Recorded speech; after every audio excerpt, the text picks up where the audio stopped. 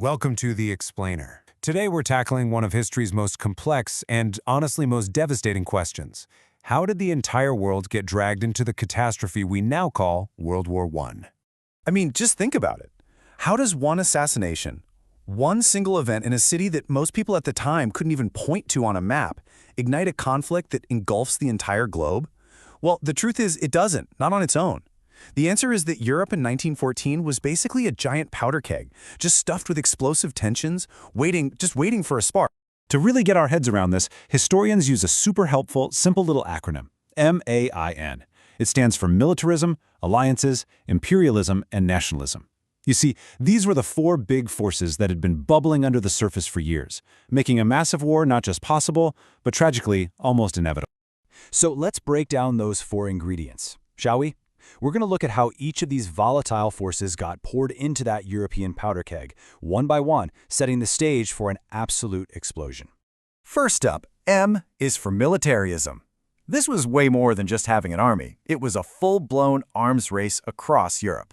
Every nation wanted to prove it was the biggest and the baddest. The perfect example, the naval race between Britain and Germany. Britain ruled the waves, right? But suddenly Germany starts building this massive fleet. The tension peaked when Britain launched a revolutionary new battleship, the HMS Dreadnought. This thing was a total game changer, so powerful it made every other ship on the planet obsolete overnight. And that just kicked off a frantic shipbuilding frenzy on both sides. Next, A is for alliances. Now, this wasn't just a few friendly agreements. This was an incredibly complex, tangled web of promises. All these countries signed mutual defense treaties that basically said, hey, if someone attacks you, I've got your back. Sounds good, right?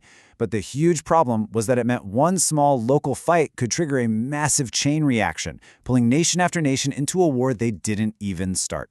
And so by 1914, this whole system had basically split Europe right down the middle into two heavily armed camps. On one side, you had the Triple Entente, that's France, Great Britain, and Russia. And on the other, the Triple Alliance, Germany, Austria-Hungary, and Italy. The continent had become a tinderbox with tripwires connecting all the major powers. All right, our third ingredient, I, is for imperialism. The great powers of Europe were in this mad dash to build global empires. They were all scrambling and competing for colonies, land, and resources, especially in Africa and Asia. This created some really deep, bitter rivalries, and you could feel that tension flare up during events like the Moroccan crises, where Germany directly challenged France's power in North Africa, bringing the entire continent right to the brink of war, not once, but twice. And finally, we have N for nationalism. Now, this one's a powerful, kind of two-sided coin. On one side, it's that intense pride in your country, patriotism. But on the other, darker side, it was this burning desire of different ethnic groups who were trapped inside these huge empires to break away and form their own nations. And nowhere was this more explosive than in the Balkans, an area that became known as the powder keg of Europe. You had Slavic nationalists dreaming of a greater Serbia, and that dream was a direct threat to the very existence of the huge multi-ethnic Austro-Hungarian Empire. Okay, so the powder keg is packed to the brim. You've got militarism, alliances, imperialism, and nationalism all swirled together, making Europe incredibly volatile. All it needs now is a single spark. And that spark came from a city called Sarajevo. And this is the moment. This is the match that lights the fuse. On June 28, 1914, a young Serbian nationalist named Gavrilo Princip fires the shots that kill Archduke Franz Ferdinand and his wife Sophie.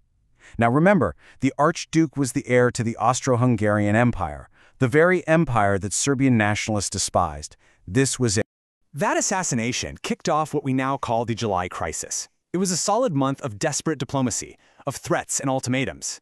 It was like watching the first domino in a very long line start to topple, setting off a chain reaction that no one could stop. The speed at which it all happened is just breathtaking. The assassination was on June 28th. Exactly 1 month later, on July 28th, Austria-Hungary declares war on Serbia. And just 1 week after that, by August 4th, all the major powers of Europe are officially at war. A regional crisis went global in just over 30 days. It's mind-boggling. So how did it all unravel so fast? Well, you can really break it down into four fatal steps. 1.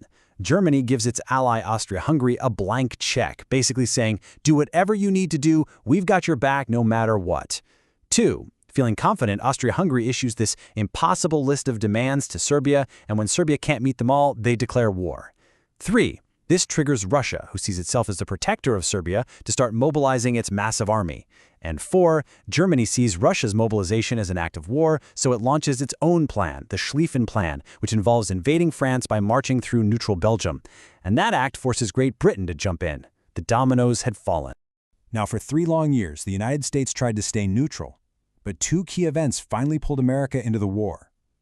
First was Germany's policy of unrestricted submarine warfare. Their U-boats were sinking any ship they found in the Atlantic, including passenger liners with Americans on board. The second, and this was the real shocker, was the Zimmermann telegram. It was a secret, intercepted message from Germany to Mexico, proposing a military alliance against the United States. For America, that was the final straw. So that's how the Great War began. But you might be wondering, why does a conflict that happened over a century ago still matter so much today? Well, because the forces that caused it, those M.A.I.N ingredients, they never really went away, did they? And that leaves us with a really important question. When you look at the world today, when you see military buildups, complex international alliances, fierce competition for resources, and the rise of nationalism, is M.A.I.N just a historical acronym we use to pass a test? Or is it a timeless warning? A reminder of just how fragile peace can truly be?